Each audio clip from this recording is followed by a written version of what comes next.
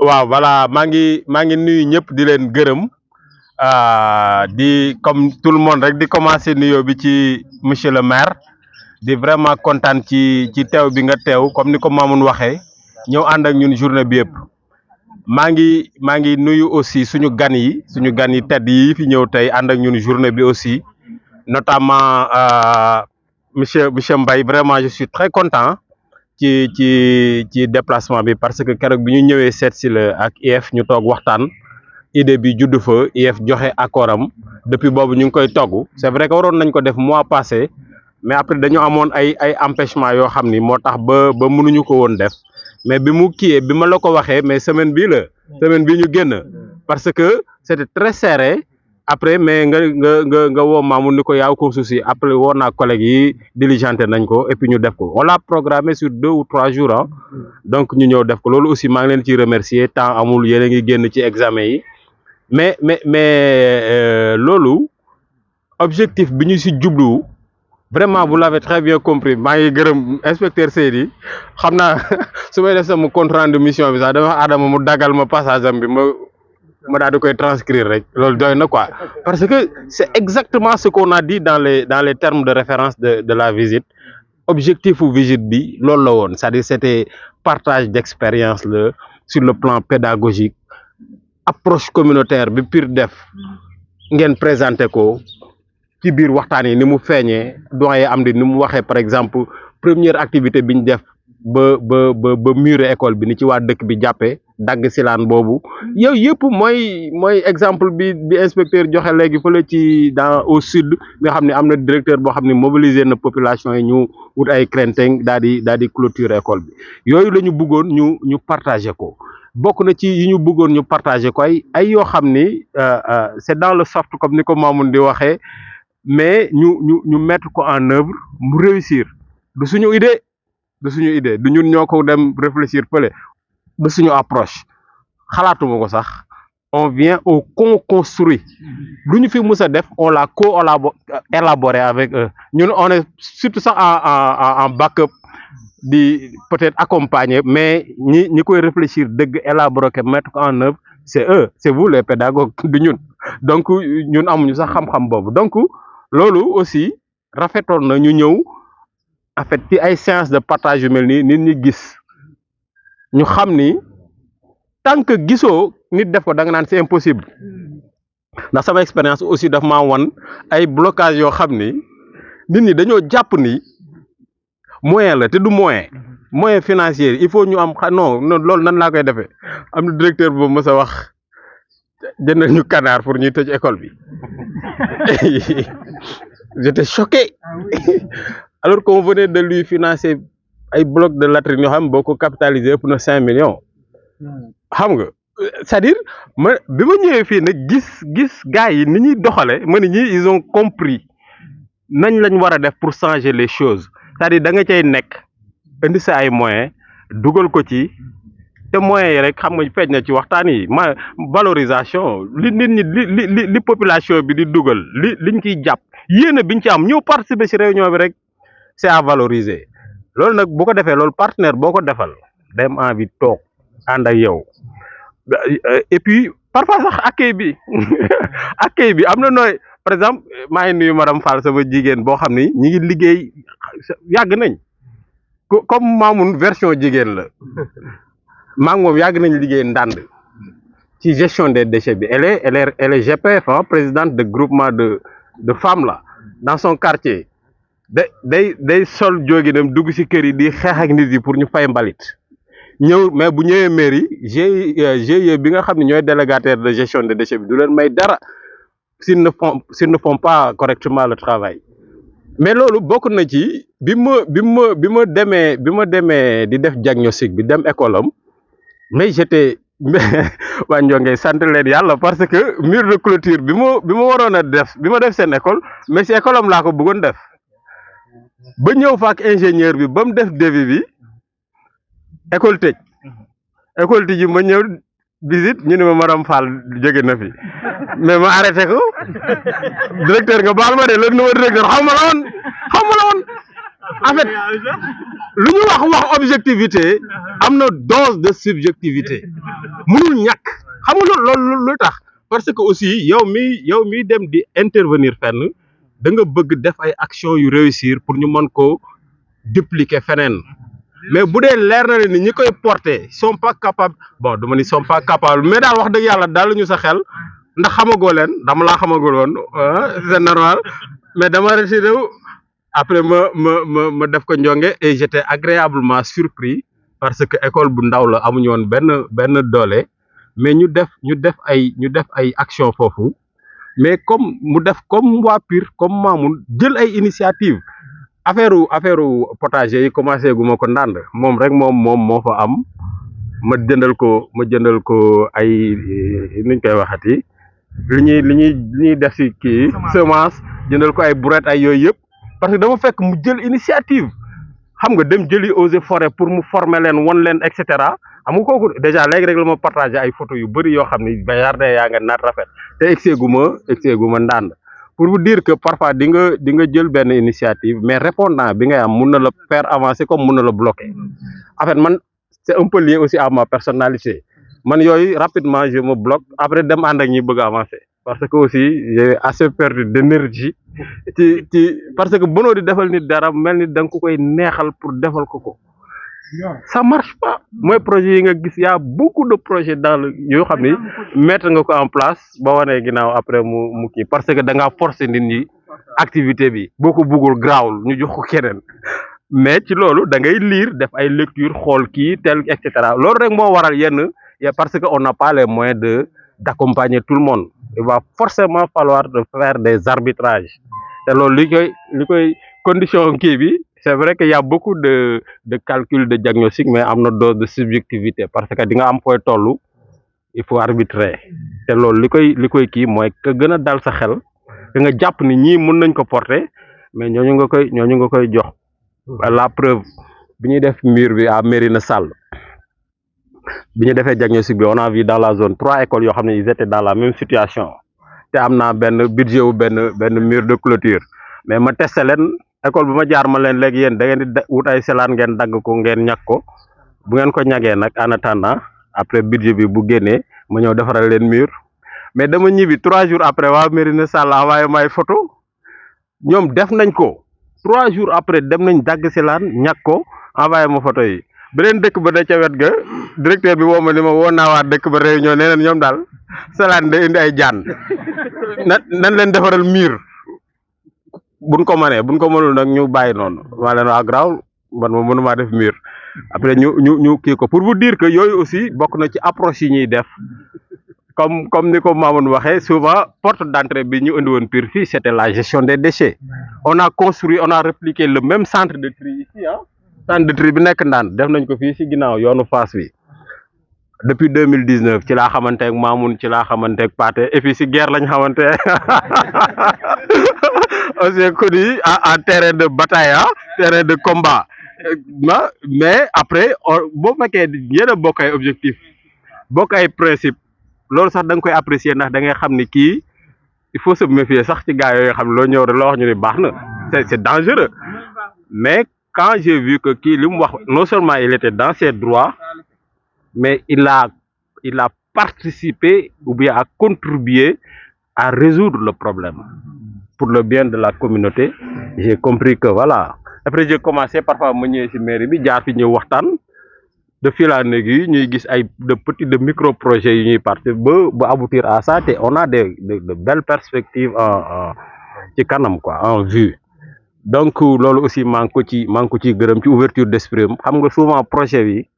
mun nga ko bien ficeler mais ñi koy porter am nañ ci solo trop xam nga ñi ngi doon wax léegi inspecteur sax rappelé na ko ci secret yi nan lañ def ba faire adhérer communauté bi weeru koor passé bi man j'ai pas fait plus de 3 jours chez moi à Thiès fépp ci laa ko passé ak moom ñuy installer les éco-guides dans les 23 écoles on commencé de 9h à 16h weeru koor bi 16-17h et dem ci directeurs yi Pire yëpp waxtaan ak ñoom mais on installé Adama gunge ñu ñi et cetera mais c'était le même discours discours bi c'était mooy yi inspecteurs yi génnee léegi rek même jakartisation boobu nga wax na leen ko ni leen il faut ngeen dem ci communauté bi bu leen ñëw rek taal seen moto ñëw jàngale xëy ñi bi am na dëkk boo xam ne bi ñu fay dem def naa kàlla tudd ka faal bi ñuy egsi dafa fekk jumaa jot dañuy ñëw rek gaari suñu oto chef de village bi yóbbu ñu këram ñu jàpp ànd ak moom dem ci jumaa ji julli gis nga imam bi mu gisee loolu bi mu paree ci kii bi dañu suñu gan yi fi ñëw buñ paree ñun ñëpp ba ñaan nañ leen ànd ak ñoom ñëpp dem ci école ba déglu ji leen mais buñ defuloon acte boobu noonu gars yi dañuy naan nasaraan yi ña nga fële rek di et cetera mais bi ñu ñëwee da ngay gis ni ñii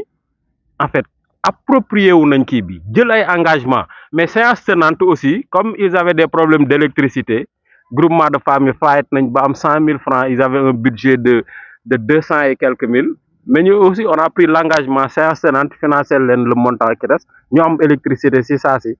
mais yooyu nag lañu moo doonoon solo su visite bi pour ñu xam ni il faut pas que ñu teg ay kii rek jàpp ni bu ñu amut moyen ndax waaye kenn maire yi amuñu xaalis bu ñu joxe état bi joxewul xaalis il faut forcément communauté bi financer affaire te communauté bi comme li ma jàngee aussi fii si Pire mais projet yi ngay gis yi yëpp yiñ ci amul loo xam ne ñun ñoo ñëw mais dañuy fekk ñu commencé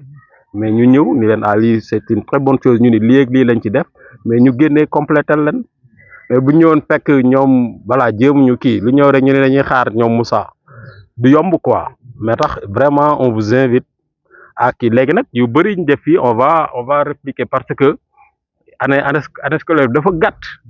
dañuy commencer bala ngay teg ay 2 activités sax école tëj na te xam nga moo tax mais lii on l'avait prévu à Ndande on compte le faire dès le moo tax inspecteur il faut que ñu anticiper ci yooyu yëpp commencer liggéey bi bari aussi maa ngi koy gërëm vraiment il est très bien très disponible bi ñuy def diagnostic bi moo ñu gunge ñu ànd def école yëpp et puis voilà il est vraiment aussi réactif à chaque fois boo moo ko interpellé via Pafal il réagit après ñu avancer donc on avait commencé ay activités notamment à l'école Mabassa dañ fa fekk benn teen xam naa teen boo si jamono Lat Joor la yàgg na trop teen bi dafa dem ba ndox mi wàcc on a amené ay études ñu def étude géophysique bi pour ñu réhabiliter leen ko malheureusement dañoo forer mais le gars dafa yem ci nappe de sable bi du coup bu pompé day jëlaale sable bi quoi donc on a envisagé d'aller encore mais techniquement c'est un peu difficile gasaat parce que li ñu proposé mooy gasaat ba romb nappe de sable bi mais gas ko sous forme de teen quoi ma xaw a ragal nag ndax comme teen ba dafa yàgg mais paa bi ne mooy paa bi la gasal teen bi moom laa fa yóbbu woon pour mu diagnostiquer ko tout ça mais bon on verra comment le faire même Bari aussi on avait fait une étude géophysique pour xool système bi foofu moom c'est y a aucun souci c'est vrai que nappe bi sori na c'est à 70 mètres sa école bi c'est très sori ko forage la et c'est xaw na xóot quoi waaw c'est profond waaw mais quand même il y a beaucoup d'eau il y a beaucoup d'eau maintenant yooyu yëpp on verra comment concrétiser tout ça déwén inchallah waaw léegi daal en fait mais l'esprit moo doonoon tey bu ñu ñëwee jàng si xam nga déwén bu ñu waree def éco guide yi foofu ñu xam ni yéen amoon ngeen ko comme par exemple il est pas léegi génn si biir waxtaanu inspecteur ni ñoom déjà commencé woon nañ ba teg ay cellules xawma lan mun nañ dem foofu mais adapté ko au lieu mu tudd éco guide comme teg nañ cellule pare pourquoi ñuy defaat la même chose mais boobu noonu ñu renforcer ko def ci presque les mêmes contenus mais comme am na ba pare genre initiative yooyu man ça me plaît beaucoup gis gars yi jël ay initiative ça marche ça vient d'eux mais nga ñëw accompagner leen gën ko renforcer que ñëw rek plaqué lii fii yóbbu fële ça peut ne pas marcher quoi donc vraiment maa ngi leen di gërëm yéen ñëpp ci teewaay bi te lii on espère que début de collaboration la du début sax parce que Ndande laa jiitu nag quand même premier projet bi sur l'assainissement dans les écoles c'est 2016-2018 hein on a réalisé 24 latrines dans Ndande chef-lieu hein directeur un projet de 25 millions dans les écoles de Ndande ñu réaliser ko fa via la commune bi ñu paree ci loolu c'était accompagné de beaucoup de sensibilisation on avait mobilisé service régional de l'assainissement service d'hygiène ñu former leen les enseignants ont été formés, tous les enseignants de Ndande ont été formés sur beaucoup de thématiques. Mais c'est le début de mais il faut vraiment comme li ngeen gis fii daal ñu jéem ko jànge ñun ñëpp mooy maanaam fexe ba gën a faire participer la population gën a améliorer cadre école bi bu ko defee partenaires yi aussi gën leen jàppale quoi voilà loolu laa ci bëggoon yokk ci waxtaan bi maa ngi leen di sant bu baax di leen gërëm wasalaam.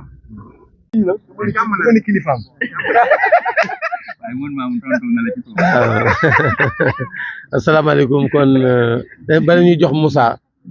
pour me clôturer vraiment je tenais à reprendre la parole juste pour jotal ay quelques cadres rek au nom de la communauté éducative de Pire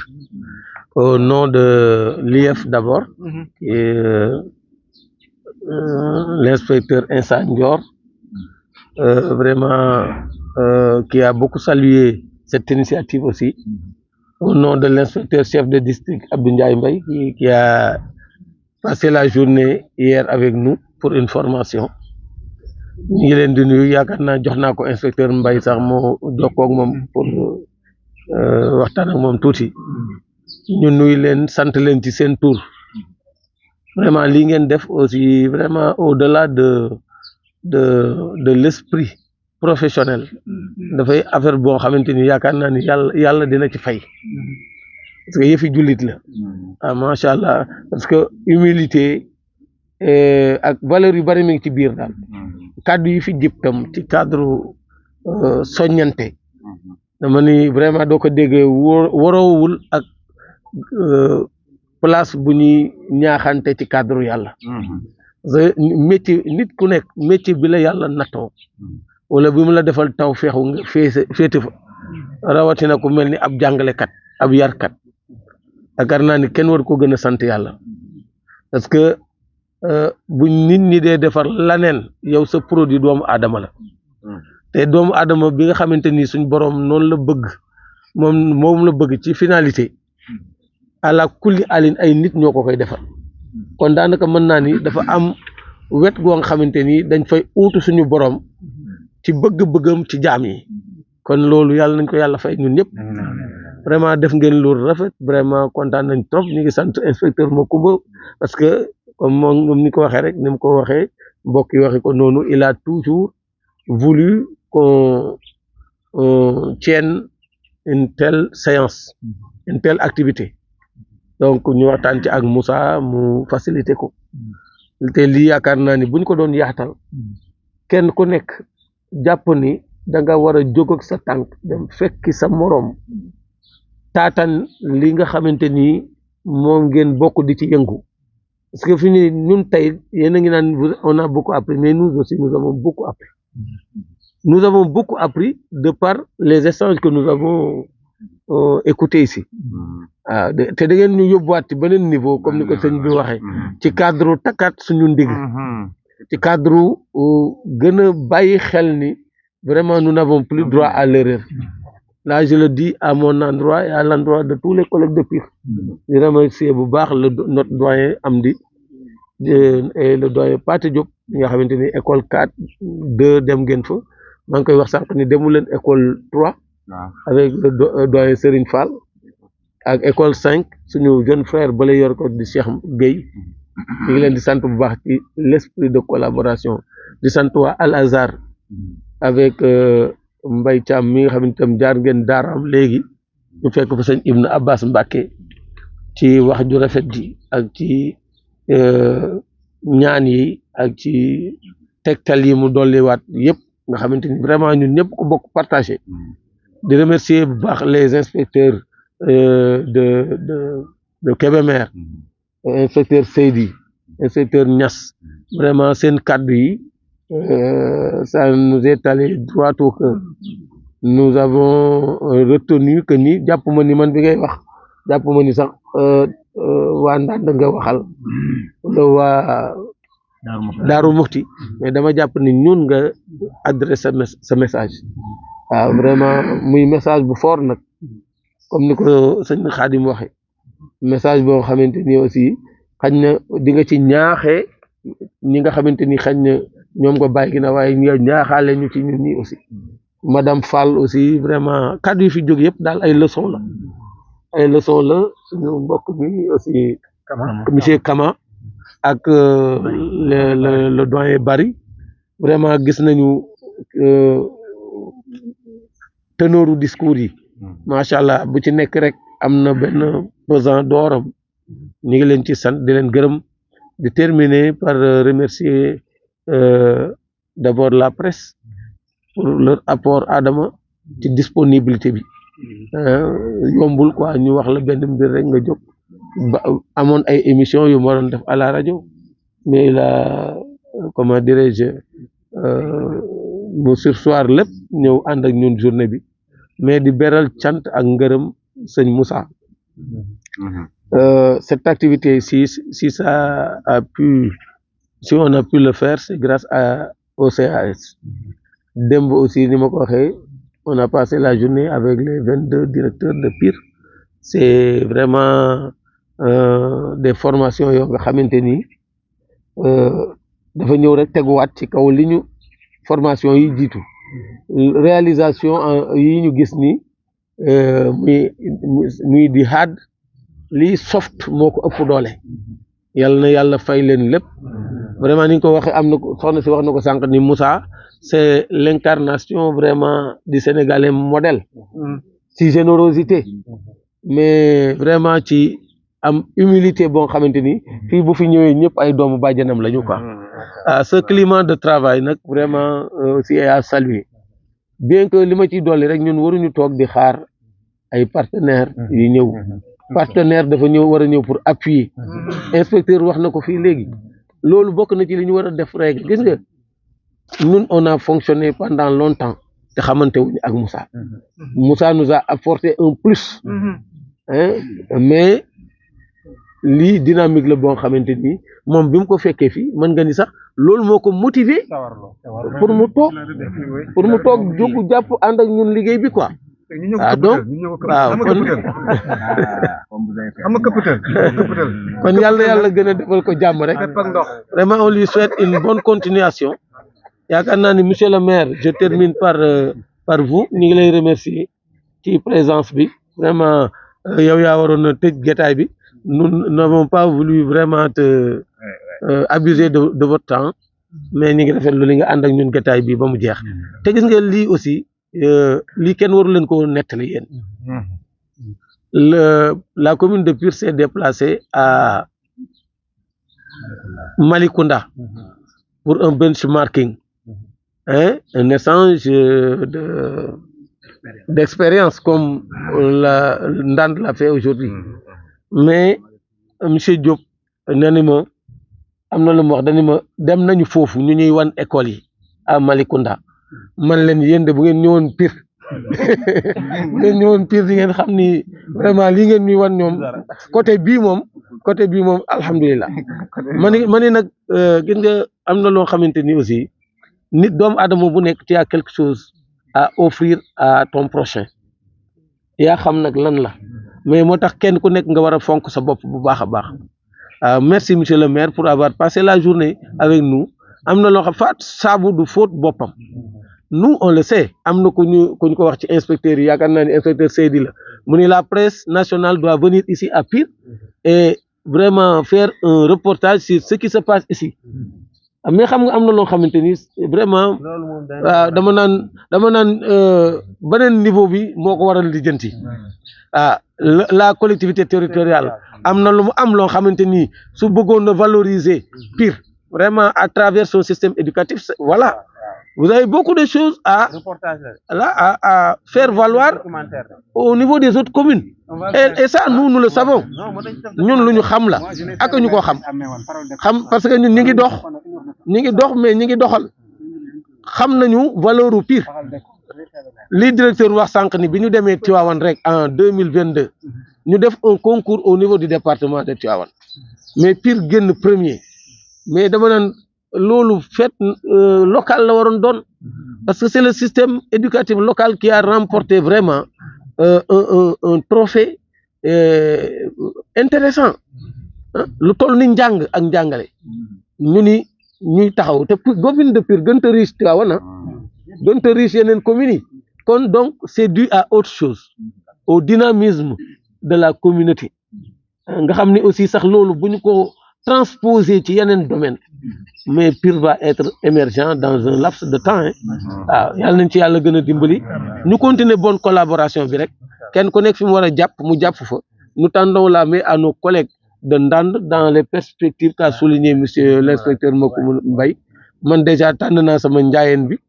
bu ma jógee dinañ waxtaan Ousseynou tànn nga 1 ak 1 lay doon Mabassa Fall Serigne Fir Khali Amar Fall on va travailler là-dessus waaw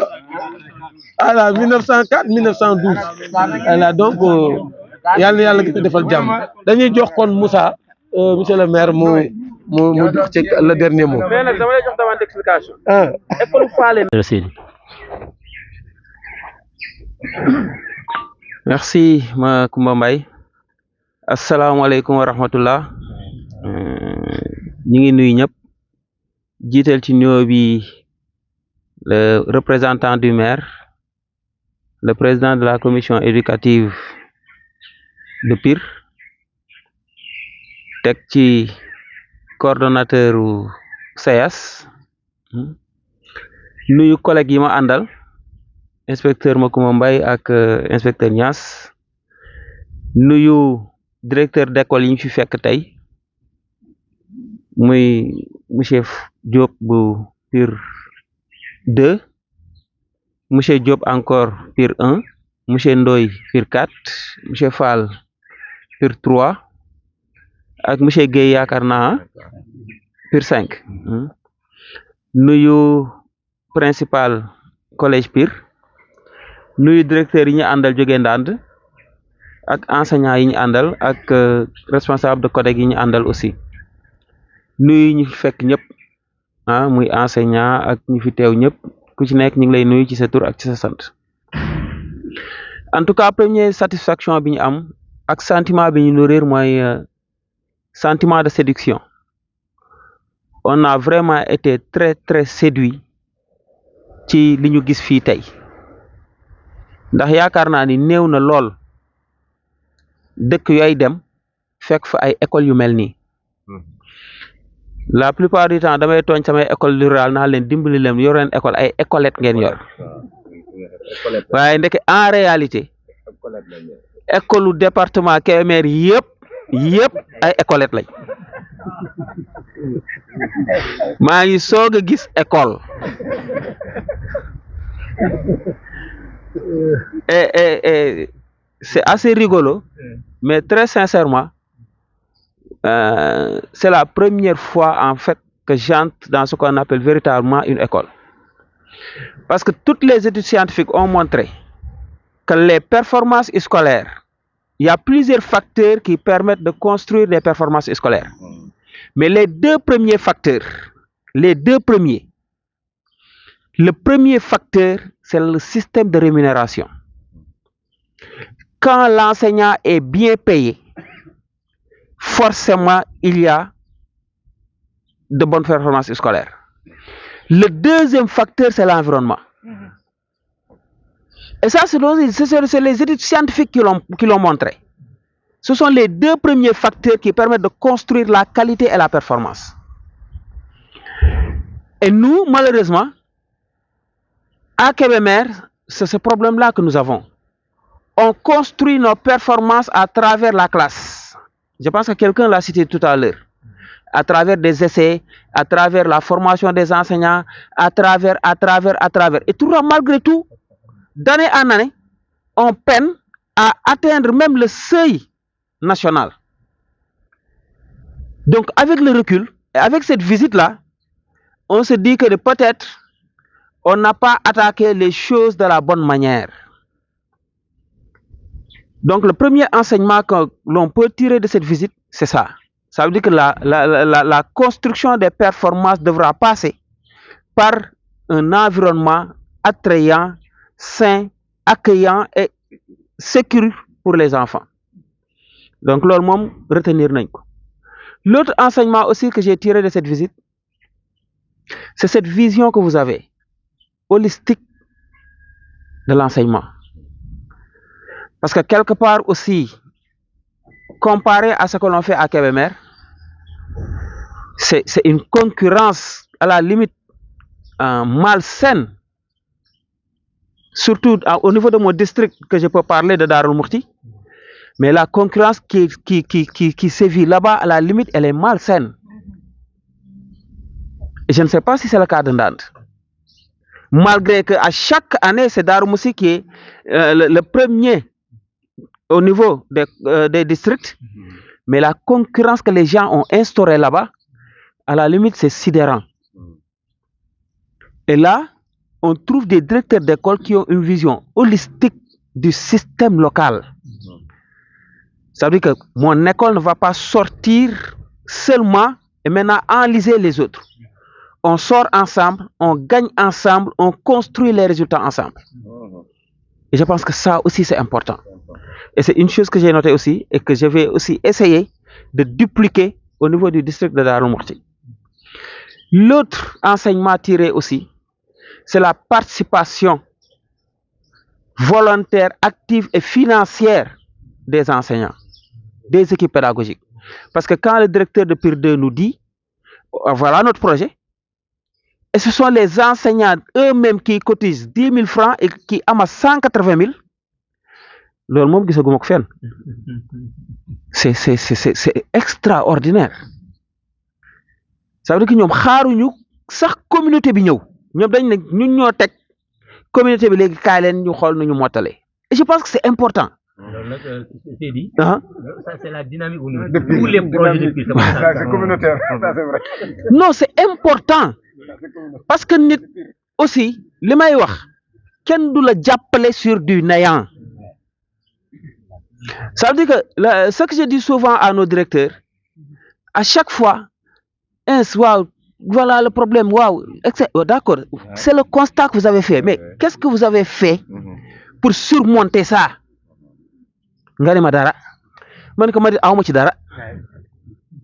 Non, ça veut dire qu'il faut faire un pas. Ça veut dire qu'on doit construire, da ngay tek dara,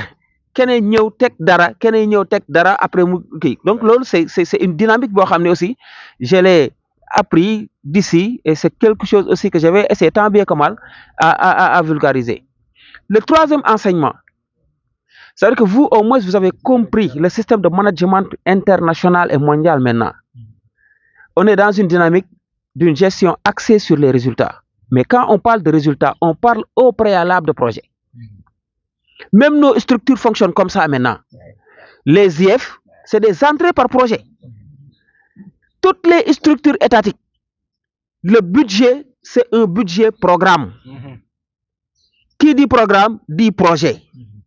Mais malheureusement, dans nos écoles, les gens n'ont pas de projet.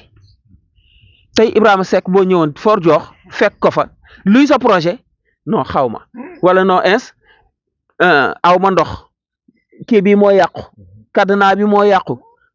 toilette di mais mënul teg ca loxo un projet bien ficelé. Ça veut dire que quand on relève les problèmes, on traduit des activités et à travers ces activités-là, on fait une budgétisation pour dire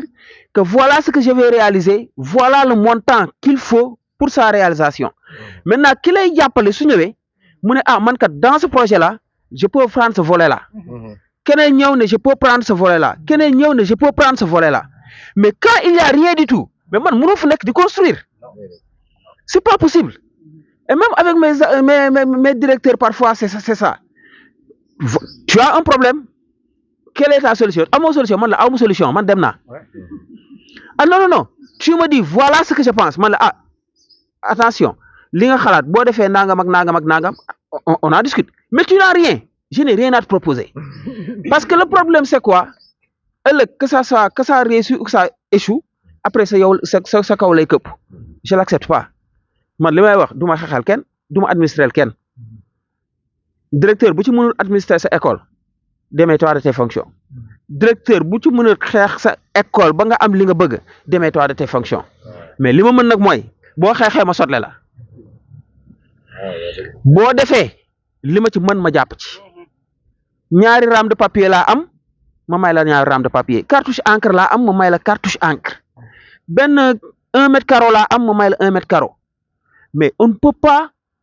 faire quelque chose sur du néant donc loolu aussi c'est quelque chose que j'ai appris les projets que vous avez ensuite chercher des partenaires à travers surtout un financement propre au départ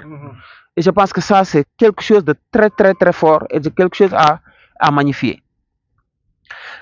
l'autre chose aussi à tirer comme enseignement c'est l'implication de la communauté yaakaar naa ne école yi ñu jot a dem yëpp gis nañu taxawaay bi nga xam ni moom la askan wi à travers les parents d'élèves am ci projet yi ngeen di taxawal yi ngeen di doxal maintenant li may wax rek comme suggestion parce que quand on est parti tout à l'heure à Al-Azhar on évalue le bâtiment à 15 millions bâtiment boobu moom jarul 15 millions ah bâtiment boobu moom non jarul 15 millions au minimum ci ku mës a tabax ah c'est dans les environs de 50 à 60 millions ah ci ku mës a tabax laa bâtiment boo gisee nga xam ne kii c'est 50 à 60 millions mais la suggestion que je veux faire par là ça veut dire que quand vous réalisez ces genres de choses même quand il y a des dépenses qui sont supportées par la population wala par les équipes pédagogiques en termes de dañ koy évaluer en termes de coût. ok da ngeen ko ciy boole nag valeur da ngeen ko ciy boole ça veut dire que tey ana oustaz nee na ñoom ñoo nekkoon manœuvre yi ñaata fan ngeen fa liggéey manœuvre bu nekk ñaata lañ koy fay par jour ngeen évaluer ko xool ñaata nit a fa nekk ngeen multiplier ko boole ko ci coût bi parce que tey boo mënee 15 millions nga ko def tey par exemple bu ma àndoon ak benn président CGE ma ñëw mu taxaw ne 15 millions ñu dellu ci école mu bëgg ko réaliser à 15 millions du sotti te tey par exemple man bu ma demoon na ko 15 millions ma ne ko non 60 millions mu ne instant dafa maa bëgg a dóor est-ce que vous voyez ça veut dire que bu ñuy jëflanteeg askan lépp dafa war a transparent te loolu aussi ci transparence la bokk parce que bi ma duggee sànq ci auto job maa ngi ko koy wax man ko même l'État du Sénégal ne pensez pas que tous les projets et programmes yi ñëw il supporte tout dafa am 20% yoo xam ne état bi moo koy supporter mais daf ci am yoo xam ne parfois surtout quand il s'agit de projets éducatifs ou de projets de santé l'État va dire que man ce sont mes agents laa ciy dugal comme intrant et c'est ça veut dire que quand le projet a un coût de 80 milliards et que l'État doit donner 20% de 80 milliards ñaata lay nekk pour ñi calcul mental à peu près disons 10 milliards état bi danaan 10 milliards yooyu c'est l'ensemble des enseignants laa ciy dugal maanaam yow li ngay def enseignant di ko exécuter mooy nekk sama participation ci projet bi donc ñee mottali à hauteur de li ci des. C'est le cofinancement, quoi. C'est le cofinancement. Pas des pourcentages donnés aux porteurs. Exactement. Du temps pour toi. Voilà, exactement. Si tu n'as pas les moyens financiers, tu le prends en valeur. En valeur. Exactement. Et tu mets ça dans le kii. Mais encore une fois, même añ yi ñuy togg yi askan wi di togg di ko andi da ngeen ko war a boole ci budget bi parce que ci la bokk. Est-ce qu'on se comprend? Et c'est ça la dynamique mondiale maintenant. Nit du ñëw di la jàppale ci dara. waaw leneen li ma ci gën a neex aussi mooy système de transparence bi ngeen instauré parce que li may wax la plupart du temps askan wi bañuñu di def waaye kay def fa muy def dërëm ak ñaar dërëm doo ciy teg bët mooy li paa bi waxoon inondation yi ngeen di def ngeen ci 700 milliards te ñun gisuñu ci dara mais 700 milliards bu ñu ko wecci woon ay billets 10 000 xooj ko ci ndox mi mu naan ko vous voyez la perception des gens. Ça veut dire qu'il ne s'agit pas de dire que, voilà, voilà le projet à hauteur de 4 millions mais tey askan wi bu ñu ñëwee xool war nañ xam ni lii kat ay la yoon 4 millions yaa ngi nii loolu aussi problème la ci yenn directeurs yi je ne dis pas tous les directeurs mais problème la ci yenn directeurs yi ça veut dire que quand tu demandes un investissement à faire après y a pas de tu rends pas compte et même au-delà ce que tu montres n'est pas proportionnel à ce que les gens ont investi et loolu aussi day gàllankoor yu bari di jeexal rek di ci ay cant ak ngërëm tàmbalee ko déjà ci sunu collègue inspecteur Macoumba Mbaye parce que il nous a tout le temps chanté Pire 1 yaakaar naa ne même la dernière fois quand on était à Darou Mouhty il a partagé l'expérience de Pire 1 là-bas les gens ont été séduits il y a même un de nos directeurs qui avait dit que moom il connaît Pire 1 etc. donc en fait lim ñu waxoon rek tey gis nañ lu ko raw très sincèrement wax nañu ci lu bari mais tey gis nañu lu raw lum ñu waxoon donc inspecteur di la sant di la gërëm di la jaajëfal ci loolu parce que je pense que partage bi c'est important sant ak gërëm aussi ñi ñu fi fekk à commencer par la mairie parce que je ne sais pas si mais dans toutes les écoles qu'on a visité li ma njëkk a marqué aussi mooy les lampadaires solaires les lampadaires solaires man ce qui est bizarre à Kébémer toutes les communes en ont reçu et aucune école même la ruelle qui passe devant l'école n'a pas de lampadaire mais fii bizarrement c'est dans les écoles qu'on retrouve les lampadaires donc loolu c'est quelque chose d'extraordinaire donc monsieur le maire soyez à remercier pour ça parce que encore une fois man sama gis-gis ak sama xalaat mooy man su may wax du ma wax élève Kébémer du ma wax élève Pire du ma wax élève Sénégal laay wax parce que en fait li ñuy def lépp loolu tamit je pense que directeur mi ngi koy wax sànq fekk amul jeexital ci xale yi rek on a échoué dafa war a am jeexital ci xale yi la centralité principale c'est l'enfant et l'éducation étant constitutionnalisée muy la charte fondamentale de la nation yaakaar naa ne amut lu sut loolu donc nañ fexe xale yi jàng nekk ci condition yu baax donc monsieur le maire ñu ngi leen di sant di leen gërëm ci loolu sant it gërëm it directeur yi fi nekk yëpp ak ñi ñu fi fekk ñëpp ci liggéey bi ngeen liggéey déjà mais aussi ci dalal bi ngeen ñu dalal yaatal bi ngeen ñu yaatal générosité aussi bi ngeen am ci mbir yi parce que c'est pas évident que tey mënoon nañ ñëw sax ngeen am loo leen wone am loo leen làq mais lépp ngeen génne avec un élan de générosité un cœur grand ouvert pour partager ce que vous faites ici à Pire et terminer juste par des prières que Dieu fasse que tous les sacrifices qui ont été consentis pour toutes ces réalisations-là ne soient pas vains et qu'il vous soit rétribué au centuple cet immense effort qui a été fait et que ce soit une satisfaction et une plénitude à tous les niveaux, au niveau familial, au niveau sociétal et que Pire va en avant foofu rek laay tëjee Pire ca kaw Pire ca kanam te xam ni tey moom ni ma nekkee ICD adjoint d'And noonu ngay nekk ICD adjoint Pire. non du ma nekk ICD adjoint mais noonu laay nekkee un citoyen de Pire donc à partir d'aujourd'hui moom je suis citoyen de Pire donc asalaamaaleykum wa rahmatullah